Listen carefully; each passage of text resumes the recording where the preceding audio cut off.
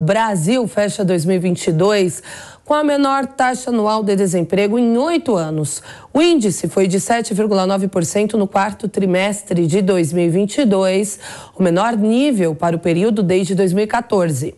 Já os trabalhos sem carteira de trabalho atingem mais de 13 milhões de pessoas. É o maior número da série histórica iniciada em 2012. Os números são da Pesquisa Nacional por Amostra de Domicílios, a PNAD, realizada pelo IBGE. Para analisar estes e outros dados da pesquisa, a gente conversa agora com o analista socioeconômico do IBGE, Jefferson Mariano. Jefferson, boa noite, seja bem-vindo. Com vocês. Agora sim estou te ouvindo, não estava ouvindo. Bom, vamos lá. Esses números, Jefferson, mostram uma melhora do mercado de trabalho em relação ao período pré-pandemia de Covid 2019. Nos ajude a interpretá-los, por gentileza. Os números eles são bastante positivos realmente, né? Nós tivemos um período muito difícil. 2020 foi um ano emblemático, né? Porque até o início de 2020 havia um esboço de recuperação da economia. E aí a pandemia chegou, realmente os números foram muito ruins e esses números foram replicados para 2021. Os números de 2021 para o mercado de trabalho no Brasil foram muito ruins, né? A gente teve taxas de desemprego em elevação, queda na atividade econômica, dificuldade, inclusive, em algumas cadeias produtivas, né? A indústria enfrentou inúmeras dificuldades com relação à possibilidade de continuar com a sua produção, e o resultado disso foi uma taxa muito elevada de desemprego, taxas recorde de desemprego. Então agora, em 2022, ainda no início de 2022, a gente ainda tinha números tímidos, né? E aí a recuperação ela vem de uma forma mais expressiva a partir do segundo semestre. Então a gente tem o fechamento do ano com uma taxa muito baixa, uma taxa de desemprego realmente que aponta para uma recuperação pós-pandemia, e a média anual também sinalizando uma forte recuperação da economia. Então, os números desde 2015 nós não tínhamos números com resultados como esse, né? Quer dizer, então sinalizando inclusive que a pandemia já ficou para trás. Agora é claro, como você bem destacou, ainda existem algumas assimetrias, existem alguns desafios com relação ao mercado de trabalho, porque algumas cadeias produtivas desapareceram, alguns empregos que desapareceram não retornarão, porque houve uma mudança significativa na estrutura produtiva da economia, mas de qualquer modo é um número positivo, o fato da gente ter conseguido atingir uma taxa de desemprego bastante baixa, inclusive em várias unidades da federação, né? Se a gente comparar nos últimos anos, e a recuperação de algumas atividades importantes, né, que sofreram muito com a pandemia, por exemplo, o setor de serviços, né, o setor de comércio foram também bastante impactados com esse fenômeno. Jefferson, justamente sobre isso eu gostaria de questioná-lo, né? O que motivou de fato estes resultados positivos que o senhor acabou de analisar para a gente? Quais setores trouxeram estes números? Então, como eu vinha destacando, né, alguns setores que foram mais impactados diretamente com a pandemia e que demoraram para retomar as suas atividades, eles agora estão se recuperando. Por exemplo, o setor de serviços foi muito impactado. O comércio ainda conseguiu sobreviver por meio do e-commerce. A gente teve uma potencialização do e-commerce no Brasil, né? E o comércio mais ou menos conseguiu sobreviver, especialmente o comércio de alimentos, né? Mas o segmento de serviços praticamente ficou paralisado. Serviços pessoais, outros serviços nos quais a gente tem serviços culturais, mesmo serviços pessoais, né? A gente teve uma queda muito grande em 2021. Então, esses setores, eles tiveram uma boa recuperação, uma recuperação de fôlego. A indústria, como eu comentei, ela recuperou-se não só por conta da retomada das atividades econômicas, mas pelo fato de que a indústria havia enfrentado problemas com relação a cadeias produtivas. A indústria estava com dificuldade de acessar insumos, matérias-primas que não estavam disponíveis, e aí com a regularização das atividades econômicas, a indústria pôde retomar a sua atividade, pôde voltar à produção, e isso acabou sendo refletido no nível de emprego. Agora, novamente, a gente tem um problema, que é a questão da atividade informal. Então, junto com o crescimento dos empregos, nós tivemos um crescimento com maior intensidade do emprego informal. Então, a taxa de informalidade, que é medida pelo número de trabalhadores do setor privado sem carteira de trabalho, e também pelos trabalhadores que nós chamamos de conta própria, que são os empreendedores que não têm CNPJ, então esses números cresceram em uma intensidade muito mais elevada do que os trabalhadores com carteira assinada. Então, é um grande desafio para a economia. Nós devemos festejar o número positivo pelo fato da gente ter conseguido terminar 2022 com uma taxa de desemprego em queda, né, em queda significativa, mas, por outro lado, coloca-se um desafio bastante grande agora, que é como fazer para formalizar esses trabalhadores, como podemos fazer para que essa massa enorme de trabalhadores sem carteira assinada ou os conta próprias sem CNPJ possam se formalizar para que eles possam ter uma proteção social, que esse é o desafio do trabalhador do mercado de trabalho brasileiro. Jefferson Mariano, a pergunta agora é de Elaine Keller. Boa noite. De fato, então a gente tem aí uma elevação na ocupação, mas uma piora na qualidade, porque a gente tem aí um aumento do trabalho informal. É um desafio. Mas para resolver esse desafio, a gente precisa entender a origem, a natureza. Você sabe me dizer por que é que a gente tem aí um maior aumento do trabalho sem carteira do que com carteira? O que teria impulsionado isso?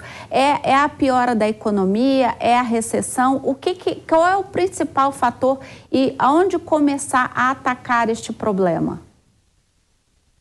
Na verdade, o fenômeno do crescimento da informalidade, ele já é um processo histórico no Brasil. Nós temos assimetrias, por exemplo, as taxas da região do eixo norte-nordeste são muito mais elevadas do que no sul-sudeste, então nós temos alguns setores que são muito desorganizados, algumas unidades da federação que enfrentam problema com relação à organização da força de trabalho, então temos esse problema, mas agora nós temos alguns problemas estruturais de mais curto prazo.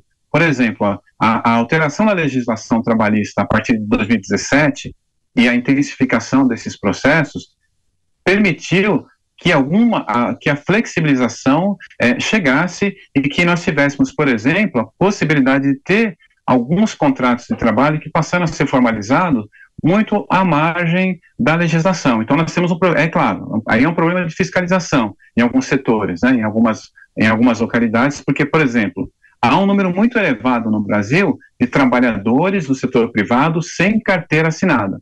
Então, trabalhador no setor privado sem carteira assinada, aí é uma situação de ilegalidade.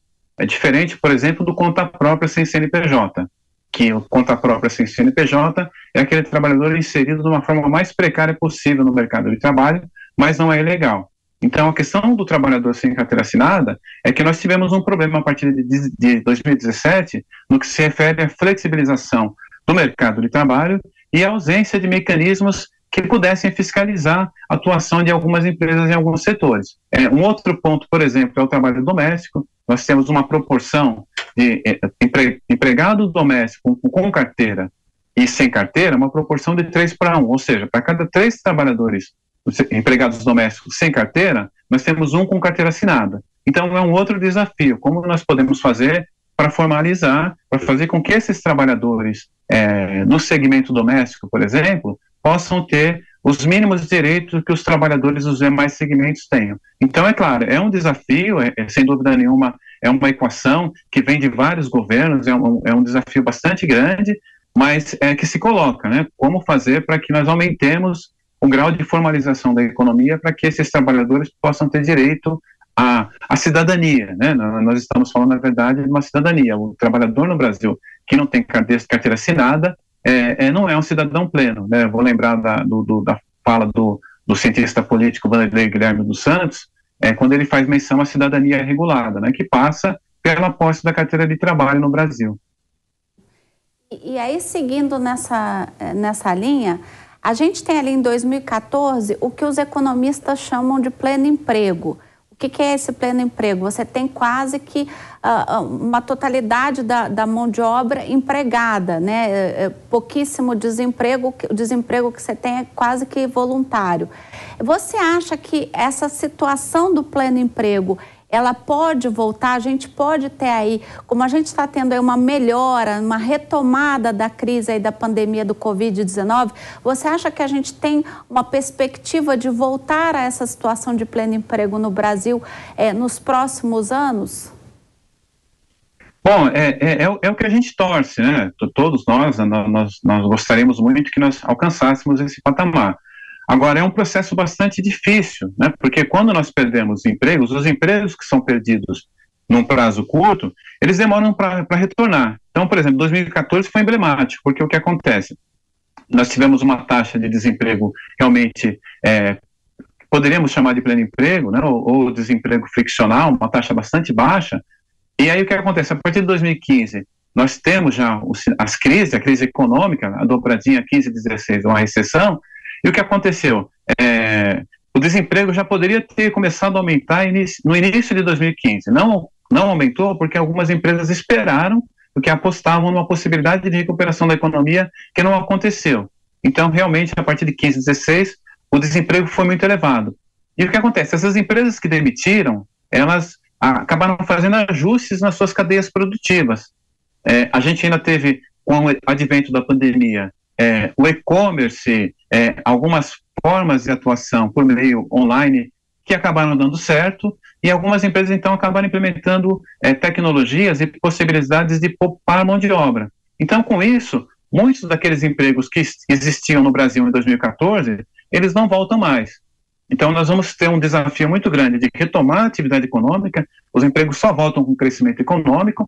Então, o crescimento econômico ele pode ajudar a devolver esses empregos, mas nós temos que repensar outros modelos, como fazer com que esses trabalhadores que deixaram essas atividades, que implementaram tecnologias poupadoras de mão de obra, como fazer para que esses trabalhadores possam ser alocados em outros setores. Eu vou dar um exemplo importante, a gente está falando aqui do segmento de serviços, um exemplo importante são as universidades. A gente pega os professores, por exemplo, nas universidades privadas, o que acontece hoje, né? O número de alunos matriculados nas universidades já é maior na modalidade online, na modalidade EAD, do que na presencial. Isso significa o quê? Que eu já não preciso mais ter professor em sala de aula. Eu coloco aula gravada e com isso as universidades, elas vão promovendo ajustes bastante intensos. Então, esse é um desafio. O que fazer com esse excedente de mão de obra para que outros setores possam incorporar essa mão de obra e a gente possa ter uma situação um pouco mais razoável. Mas o que acontece? No curto prazo é muito difícil. No curto prazo, eu digo, 3, 4 anos, é muito difícil que a gente consiga retomar os níveis que nós tínhamos, por exemplo, em 2014. Conversamos então com o analista socioeconômico do IBGE, Jefferson Mariano. Obrigada, Jefferson. Boa noite para o senhor.